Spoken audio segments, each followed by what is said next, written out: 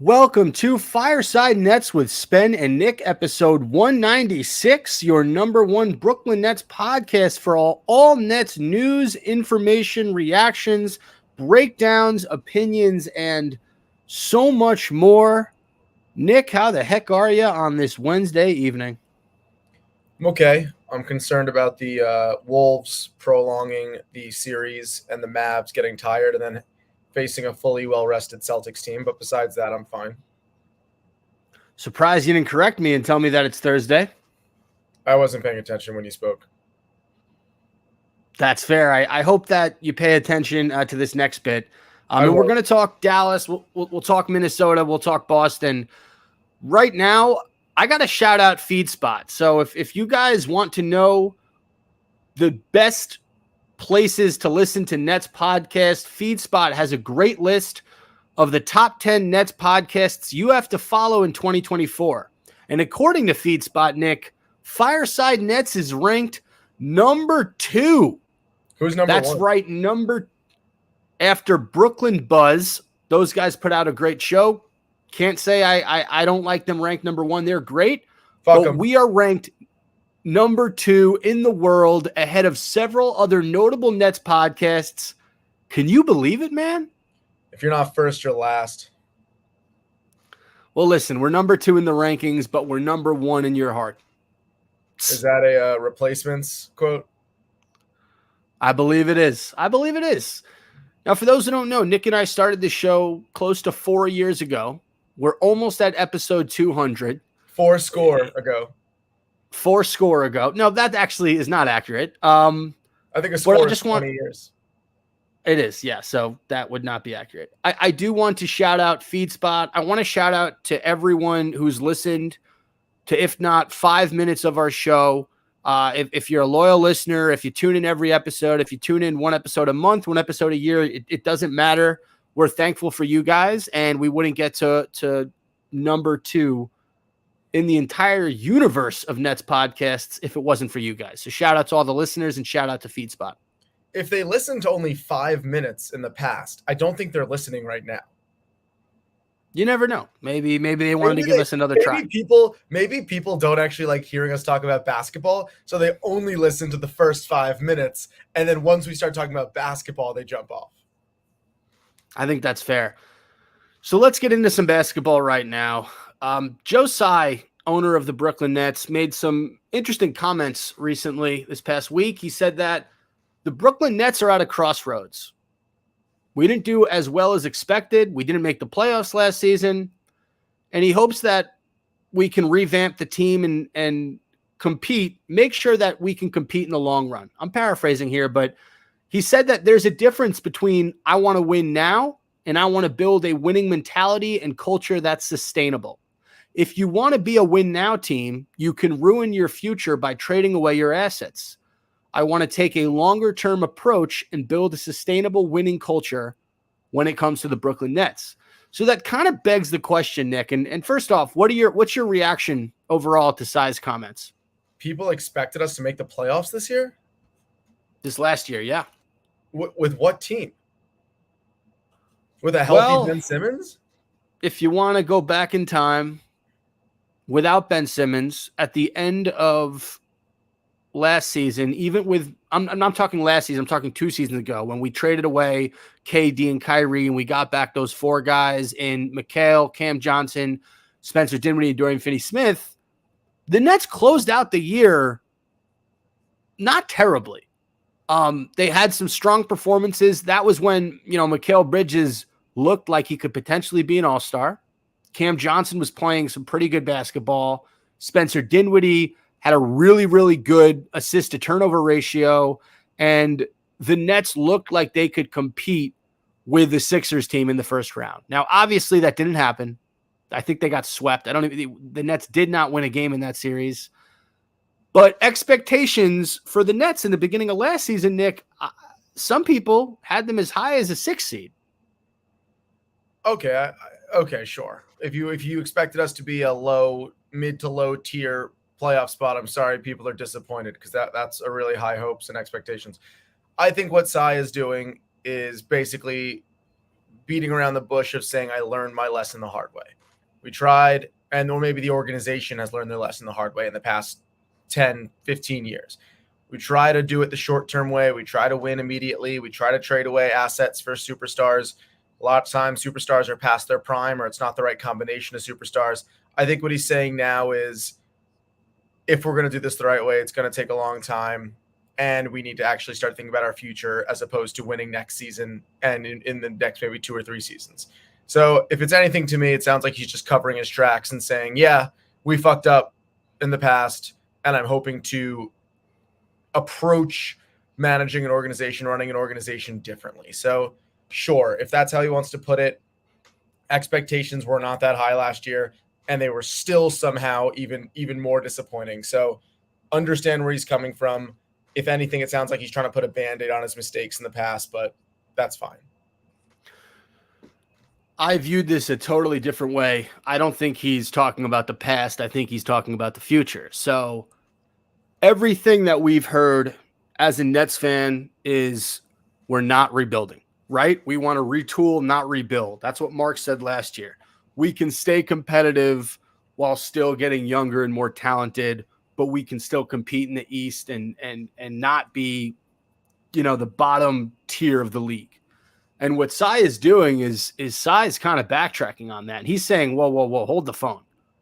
We don't necessarily care about win now. We care about building a winning culture. When I hear that, and you're referring to it, no, but you were saying he's learned his lesson. Saying we're building a winning culture after the season that the Nets had is another way of saying we need to tear it all down and start from scratch. That's how I took. Yes. What do you mean again? That's how I took Sy's quote. So what do you think that means? He's getting rid of everyone? Here's what I think. I think there are 2 different universes right now, right? If you're a Nets fan. Number 1, you try to stay competitive.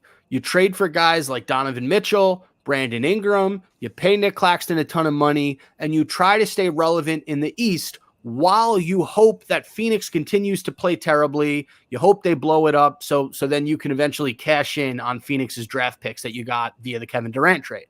Several big names who can be available aside from Donovan Mitchell and Brandon Ingram. Jimmy Butler could be available. Paul George looking for a max contract. Both aging. DeMar DeRozan, Zach LaVine. Aging. I don't think that any of those names quite excite you, but that is one universe where if you're the Nets, you have a young guy in Cam Thomas, you drafted some guys in Noah Clowney and Dariq Whitehead, you have Jalen Wilson, the second round pick out of Kansas from last year who looked decent at times. So you say, okay, I'll take a trifecta of Jimmy Butler, Donovan Mitchell, and Brandon Ingram. That'd be pretty sick. But you're with me. So that's one option. And then the second universe is you trade everyone who you didn't draft last season, who is not named Cam Thomas. This includes trading Mikal Bridges for picks, Dorian Finney-Smith for picks, Cam Johnson potentially for picks, and you don't pay Nick Claxton. You let him walk. He signs somewhere else.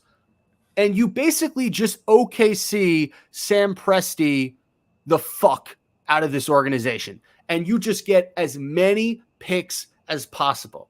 So in my opinion, Sy, what he's saying is he's opening the door for number 2, saying, hey, we want to build a winning culture here. We don't necessarily care about competing right now. We want to compete in the long run. That's code for saying we want to rebuild, not retool. But everything Marks has said is the contrary. So Nick or has been the opposite of a rebuild or a true rebuild. So Nick, are you going with option 1 where you stay competitive and you look at those big guys, or option 2 where you tear it all down, you let Cam Thomas continue to develop, and you just get as many draft picks as possible? And what you hope for is an OKC situation where Cam Thomas becomes SGA. You'll have guys like Jalen Williams, Chet Holmgren that you'll eventually draft, and you can be a competitive team for the next 8 to 10 years. I mean, it's hard because you're basically asking me, are we going to get lucky and have a player develop into SGA? Nobody thought SGA would be as good as he was. Number 2 or 3 in the MVP run. Nobody ever predicted that. And then you have to get lucky with draft picks actually working out. You have to get lucky with a guy like Lou Dort developing into a knockdown 3-point shooter and a lockdown defender at the same time. When he first started out, nobody expected that either. So you're basically asking me, give it 5 to 7 years and hope that a few pieces fall in the right place? Or do I think by surrounding the current team and a couple of those key players with the likes of a Donovan Mitchell and a Brandon Ingram, does that put us in a position to win?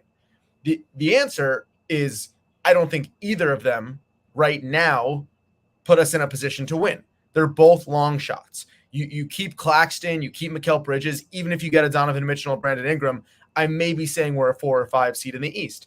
You develop 5 to 7 years down the line, you're basically saying, hey, this team's going to suck and you're not even going to make the playoffs. You're going to be a Pistons for the next 5 to 7 years. And hopefully down the line, you get lucky enough to form a team of draft picks, of a few young guys like a Cam Thomas becoming even more elite and somehow a top 10 player in the league, which is also such a long shot. So my immediate reaction would be the first answer, but it's kind of a fallacy, right? Because the first answer tells me we'll compete sooner rather than later.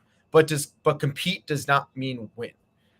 With that said, OKC not only developed the likes of an SGA, has a Lou Dort, Josh Giddey, Chet Holmgren, all these guys off the bench, they still got knocked out before the Western Conference Finals. Yes. Are they going to come back better in the next 2 to 3 years? Is that the expectation? Of course. But is SGA going to play at that level, shooting over 50%? I hope so. Is Giddey going to step up? He averaged 6 points a game, which I think was almost cut in half of what he did in the regular season in the playoffs. Like, there's so many factors that come into consideration. So many invisible forces. There's injuries. There's draft picks falling into place. Like you said, we're dependent on our draft picks from other teams. We're dependent on other teams playing below the level they've been playing at, like the Phoenix Suns, who were a playoff team. So my immediate answer, like I said, which I understand is a short-term answer that is I want to see this team compete now answer, is trading for better players, but I understand why the latter is the smarter option. Yeah, it's hard for me. I pay very close attention to this team, this organization, and I'll admit I was a sucker last season. The way that Marks built up this unit, this core of – the core was Mikal, Cam Johnson, Nick Claxton, and Dinwiddie before the year. Because let's face it, Cam Thomas was an afterthought. He was not starting when the year started. I was convinced that we can be a 6th or a 7th seed. And the more I watched this team, the more I thought it might be time to tear it down. And I say that because it just like I look at these teams left in the playoffs, right? I look at the Luka Doncic's, he who shall not be named on Dallas. I'm not going to say his name in this podcast. You can say his name. I'm not saying his name. And then I look at Boston I look at Boston with Tatum and Jaylen Brown and just the core that they've built there. And, they've mixed and matched a lot of pieces, right? No more Marcus Smart, no more Robert Williams, no more Grant Williams. And they've replaced him with guys like Drew Holiday and Kristaps Porzingis and Derek White, joined that squad in the last few years. So it starts with that core. And I just think I don't love a core of Cam Thomas, Mikal Bridges, and insert whoever else on that team, right? Nick Claxton. I don't love that core. And they're not a Donovan Mitchell away from being the best team in the East. Will Donovan Mitchell get them a postseason berth? Hell yeah. Could he get them a 4th or 5th seed in the East? Probably. But are they better than the Celtics? Do you think that, let me ask you this. Do you think that Donovan Mitchell, and again, you'd have to obviously trade for him, so you're going to have to give up assets, but if you just put Donovan Mitchell on the Nets the way they're currently constructed, do they finish any better than the Cavs did this year? I know the Cavs dealt with injuries. So let's say a healthy Donovan Mitchell, a healthy Nets team, they're not getting past Boston in a 7-game series. No, I put them on the same level as the Cavs because you got the players that kind of cancel out, like Cam Thomas and Garland and Bridges and LeVert. Bridges is better than LeVert. And then you got Claxton and Mobley's a little better. It might even still lean Cavs. So none of those players excite me that I mentioned, the big names. None of those guys. I mean, Jimmy Butler's the closest. He's been the closest to a championship out of those teams. Because Butler can rally an average team to the finals, but he doesn't win. Right. And I think his best years might be behind him. I don't see Jimmy Butler getting better as his career goes on. So the way the Nets played last season, the fact that there aren't names like Giannis, like Jokic, like Doncic out there right now that are going to be available in the offseason, I would lean on resetting and rebuilding and just trading Mikal for picks, but make sure you get a haul for him. Cause I heard, we were talking 3 to 4 first round draft picks that the Nets could have got, I think that offseason after they traded for Mikal, there was an offer out there. I think the Grizzlies would have offered 4 firsts for him. I don't know if I'm remembering that correctly, but tear it down. Don't pay Claxton. Get rid of some of these guys. Move Cam Johnson's contract out of here. Move Mikal Bridges. Let Cam Thomas be the motherfucking dude for a year and just see where it goes. And you're going to have picks for the next 3 or 4 years where you said 5 to 7 years. I think if you play this right, you can be good in 4. In 3 to 4 years, you can be a legitimate team in the East if you play it right, if you get the right vets, if you draft correctly. And obviously there's a luck that goes into both ways, right? Forget about injuries. We're not talking about that. But just in terms of having that pure core unit that you can build around, I just don't think the Nets have it right now. And that's not something that you can just get in the offseason unless you have a Luka Doncic or you have a Jason Tatum or a player that you can build a franchise around. I love Cam Thomas. He's not that yet. No. And it's not even a fear. I guess it's kind of a sad thought. If we go the latter route and we go into building from scratch and kind of revamping the team and depending on picks, let's meet halfway. Let's say it's not 5 to 7 years. I think 3 or 4 is quick. Let's say it's 5 years. Let's say it takes 4 to 5 years to be top 5 in the East contenders. What we're basically saying, which makes me mad, is we're almost letting the Celtics reign the East over the next 5 years.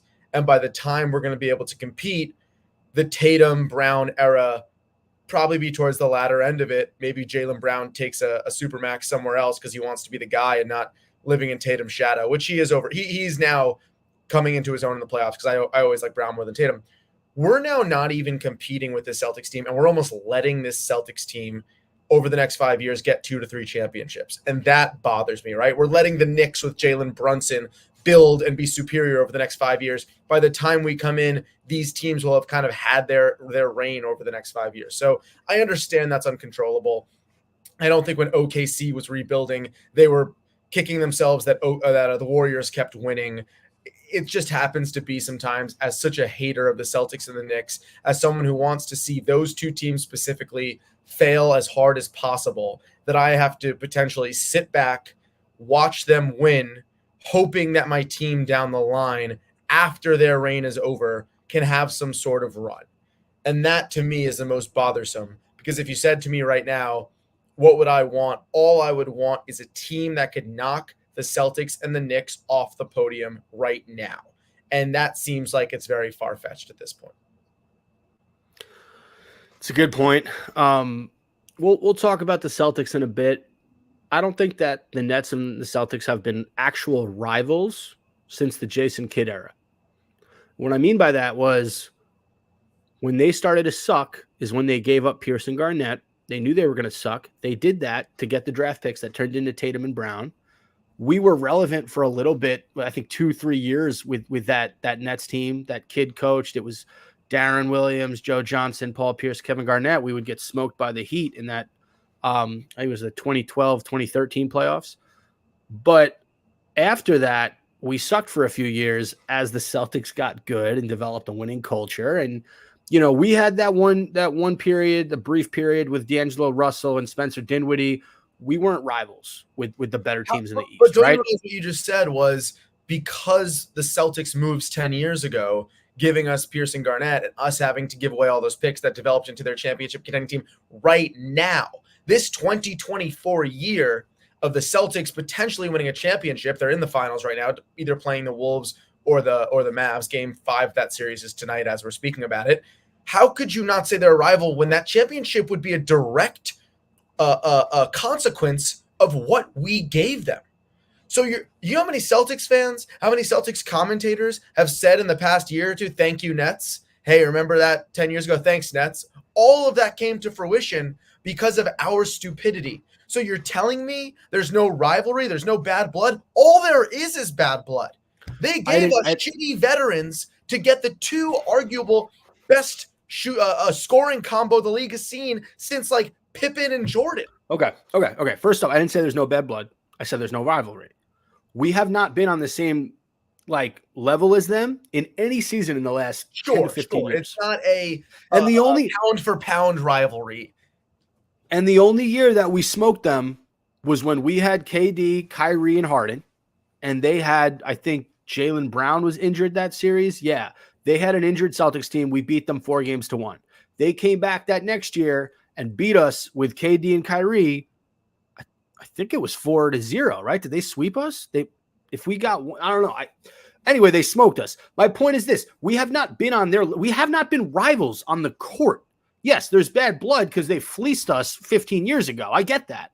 I'm not saying I like the Celtics. I'm just saying in terms of a rivalry, it's not there. They're a much more successful franchise than us in the last 15 years. Sure. If you're saying it's not a rivalry because they're that much better than us, fine. That's what I'm trying to say. But them being better was because of a direct correlation to what we gave up for that trade many years ago. And even you saying, oh, but we smoked them with KD and Kyrie. Great. Even getting KD and Kyrie was a direct repercussion, a feeling we had to autocorrect and all of a sudden trade for veterans and spend our whole salary on two players. That didn't work out either. So you could essentially say every mistake we've made has been a direct cause, has been hit or indirectly from that Pearson Garnett trade, because all we've been trying to do is make up for that mistake. So fine. If semantics, you don't want to call it a rivalry because we're not even in contention to even say we're rivals because they look at us and just laugh. Sure. My point being, the Celtics are who they are and we are who we are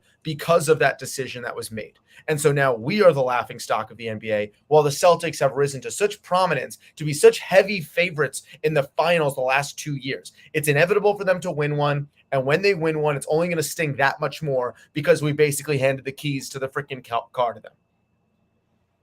I get what you're saying. There's also a third universe where the Nets don't do much this offseason and they kind of stand pat. They just have a better all-around team. Maybe they sneak into the playoffs as a play-in team. And then in 2025, there are some big names that are hitting free agency, including Donovan Mitchell. I believe Giannis. Yeah, is he? No. Giannis is 2026, I think. Okay. So next few seasons, I don't think 2025 is a big free agent class, actually. It's going to be 2026. So if you're the Nets, you kind of got to – and the reason I say they have to be decent is because if you're Giannis or you're one of these big-time superstars, you're not going to want to go to one of the worst teams in the league. You're not going to want to go to a shit Nets team. You might want to go to a 6 or 7 seed Nets team, but you're not going to want to go to a team that doesn't make the playoffs every season. So just something to keep in mind. Sean Marks, Joe Tsai, I think that third option is the worst. I hate it when teams try to wait for a good free agent class. That never works. Look at the Knicks. Like they've tried to do that for LeBron, for KD, for Kyrie. It just never works. I almost said his name. I did not say his name. Anyway, it's a fun conversation. I lean rebuild, you lean retool and stay competitive and continue to get younger and keep those Suns picks. We'll see what they do. Fun fact, we talked a little bit about Mikal Bridges. At Nets Cypher, we love to shout out notable Nets social media accounts on here, specifically Twitter, because that's where the best Nets conversations are. Check out this comparison. So I'm gonna give you Mikal Bridges' 2023-24 stats. Then I'm gonna give you a ghost player. All right. And I'm gonna have you try to guess who it is, then I'll tell you. So Mikal Bridges' stats were 19.6 points. I probably should have did this differently. 19.6 points per game, 4.5 rebounds per game, 3.6 assists per game. Player B averaged 19.1 points per game, 4 rebounds per game, 4.5 assists per game.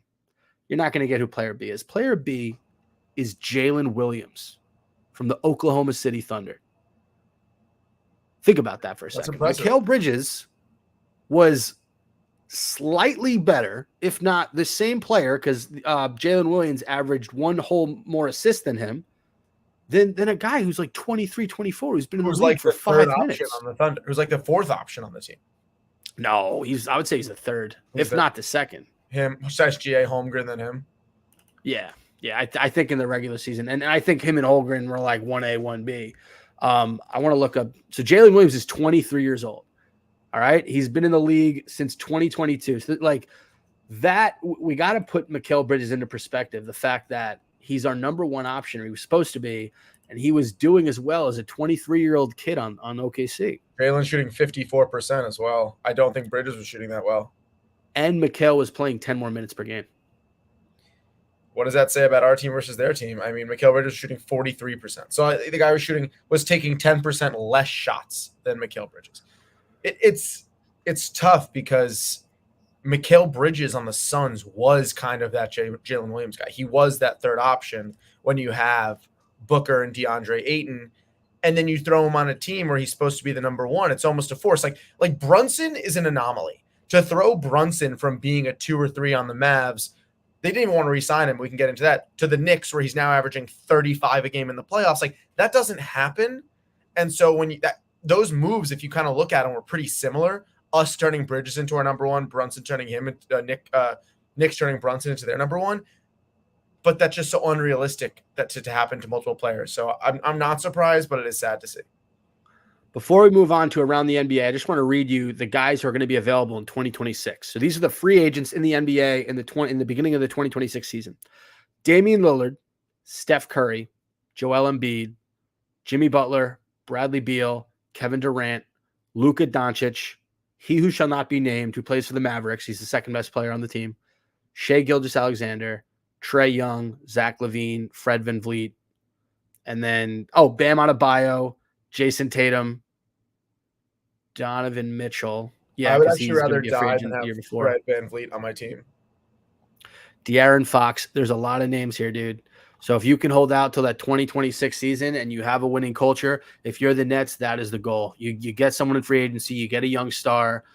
Cam Thomas plus one of these guys, plus a young star from the draft, that might be cooking with gas if you're the Brooklyn Nets. So, I like it. All right, let's go around the NBA. First off, Celtics back in the finals. They sweep the Pacers 4-0. There were 2 games 1 and games 3, that the Pacers really probably should have pulled out. And 4. Yeah, and 4. 3 out of 4 games, statistically, the Pacers had a 90% chance or more of winning. They didn't have the late game execution. Not having Halliburton those last 2 games was tough. And the Celtics just made winning plays. And, I know we were both disgusted after that game 1 loss where Indiana basically just did everything wrong to lose that game and send it into overtime.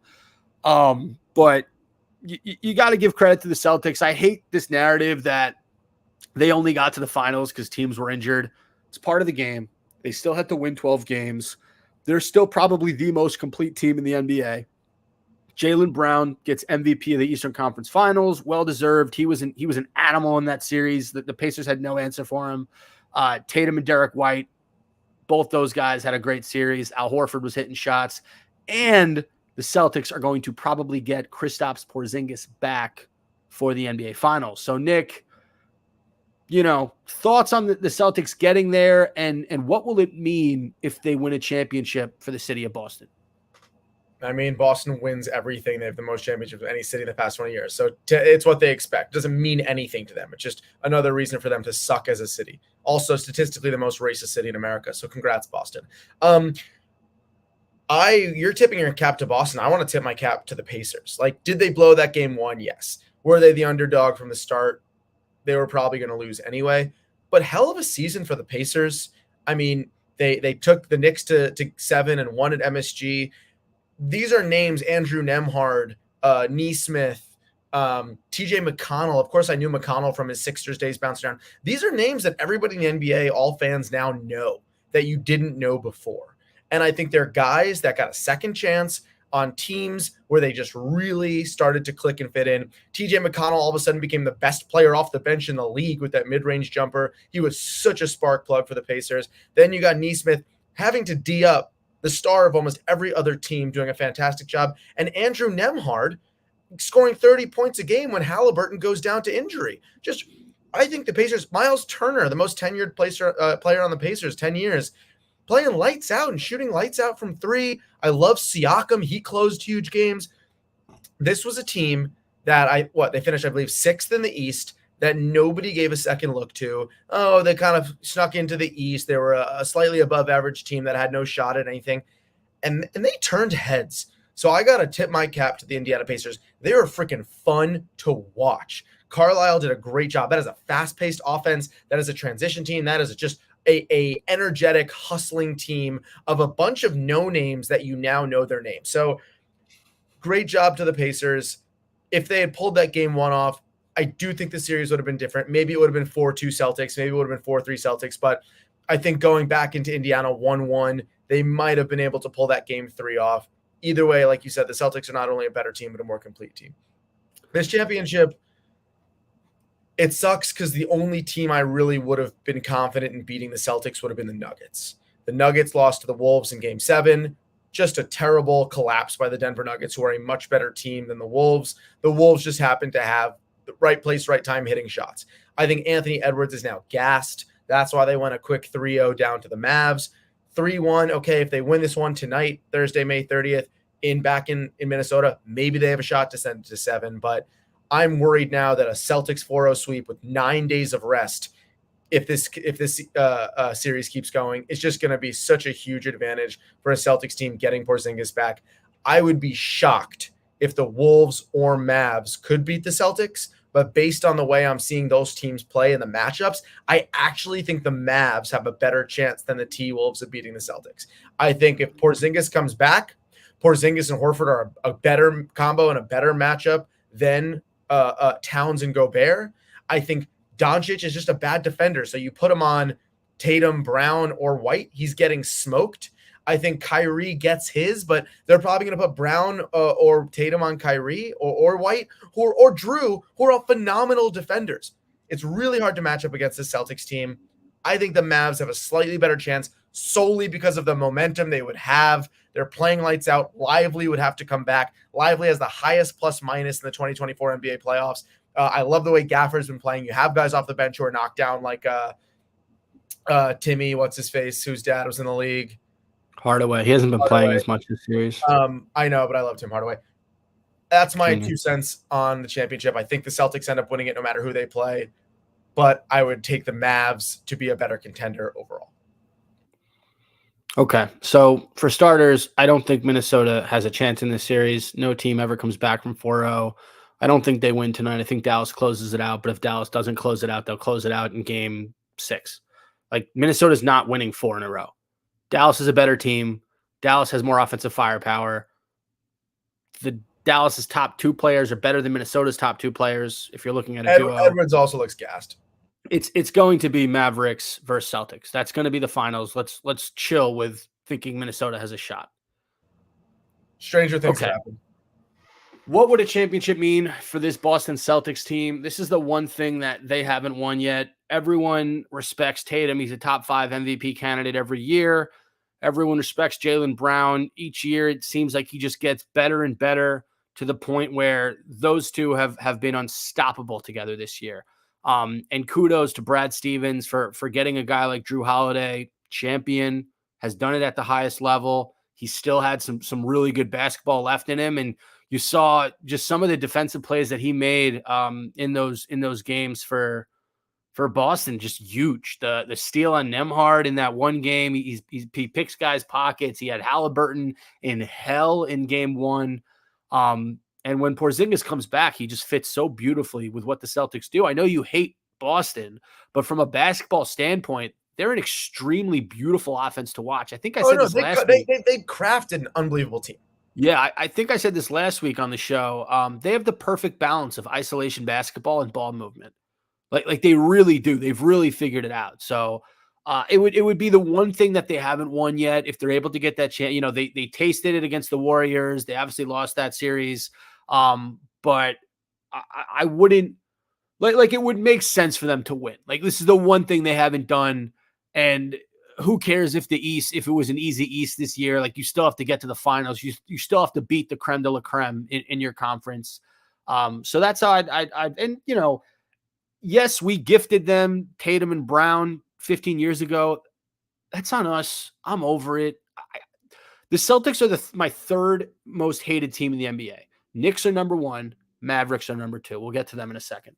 But yeah, that's how I feel about Boston. If they win it, okay. Like they're kind of due to win the championship.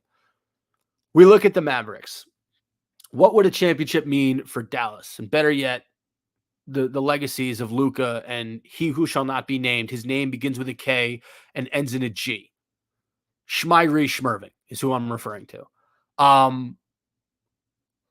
This would be his redemption tour. Shmyri Shmerving, this would be his redemption tour. He'd be able to flip off every single hater, every single, the fact that he would be winning it against Boston and he'd just be able to flip the bird to the Nets, flip the bird to the Celtics, flip the bird to whoever he wants. And he'd say, fuck you guys. I'm an all-time great. Y'all can kiss my ass.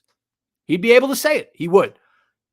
For Luka, I'm on record. Well, if I'm not on record, I'll be on record now saying if I can have one player in the NBA on the Nets over Doncic, over Embiid, over Ja, over anybody you can throw out there, it's Luka. Luka plays with a confidence. I think you and just the said ability over to score. Doncic. No, I'm sorry. I would take Luka over anybody else in the NBA on the Nets. Okay. Yeah, I'd take Luka over Doncic.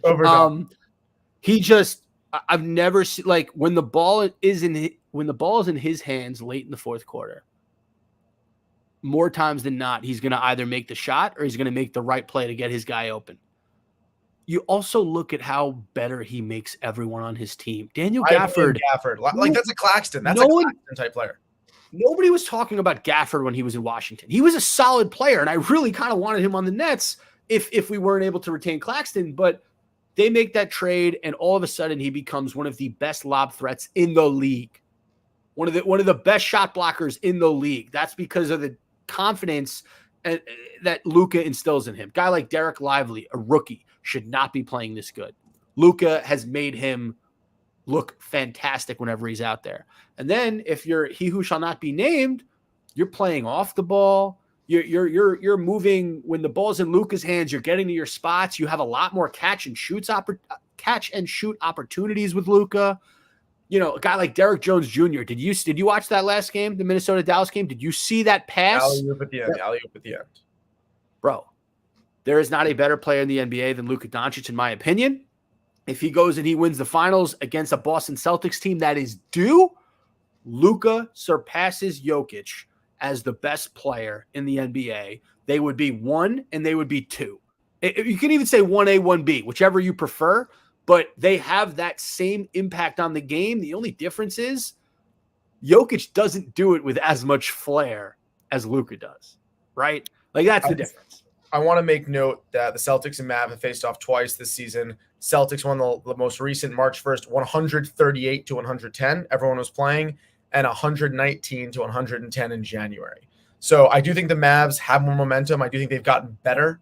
It would be a tough matchup. Like you said, because of the Doncic factor, the Mavs would be such a harder matchup for the Celtics. I just think he brings something that Anthony Edwards does not yet bring to the table. As much as I love Anthony Edwards and his development, can we also just acknowledge that the early on playoffs this year, Anthony Edwards, Michael Jordan comparisons were so fucking insane. He has like one amazing series. They call him Michael Jordan, and now he's collapsing against a Mavs team, and he looks like he's been out of breath for 4 games. So that's the only thing I'm going to say.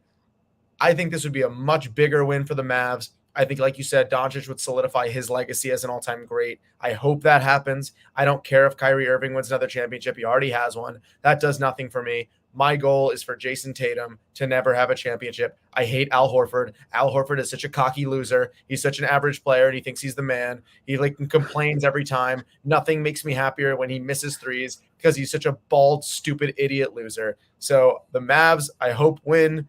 Either way, it's going to be a good series. So Nick's analysis is that Al Horford is a bald, stupid, idiot loser.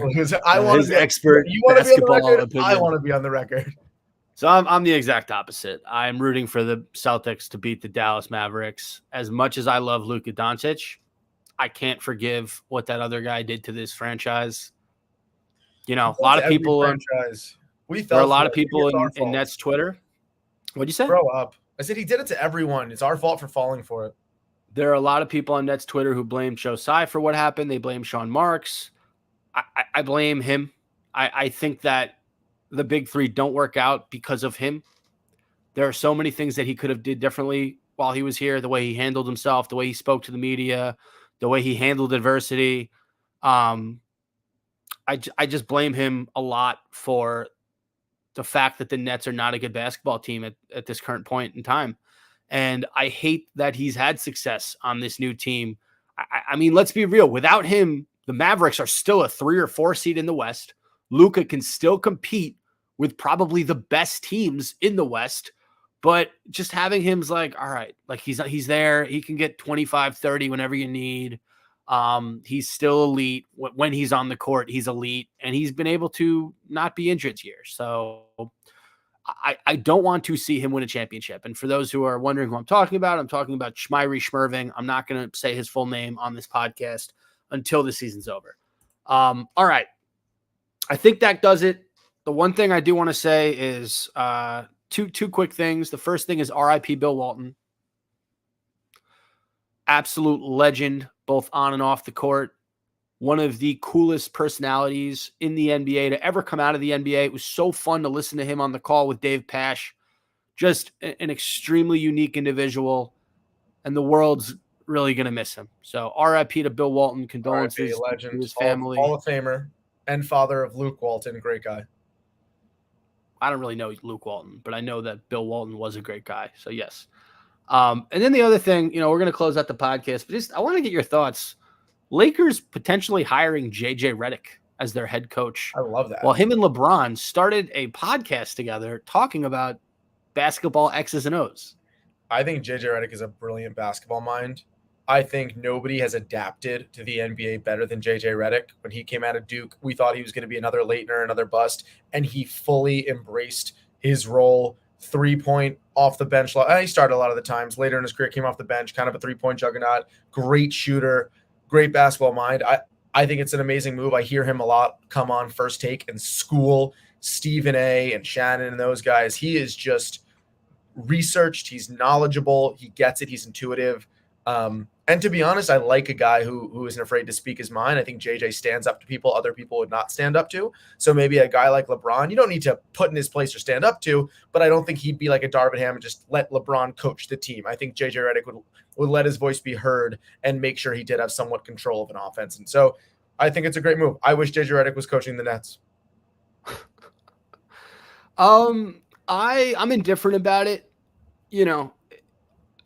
I think it's very comedic that LeBron is on record saying like he's not involved in the coaching search, and it's not up to him, it's up to the Lakers front office. But at the same time, like, they're in deep discussions with a guy who LeBron James hosts a podcast with and has a very good relationship with. So that to me is funny. Obviously, if JJ Redick becomes the head coach, him and LeBron are co-coaches. Like it's not like think about it like this: end of the game, LeBron has an opinion, JJ has an opinion. Who do you think that the team's going to go with? I don't think they would let it get to a point where they had competing opinions in the middle of game time.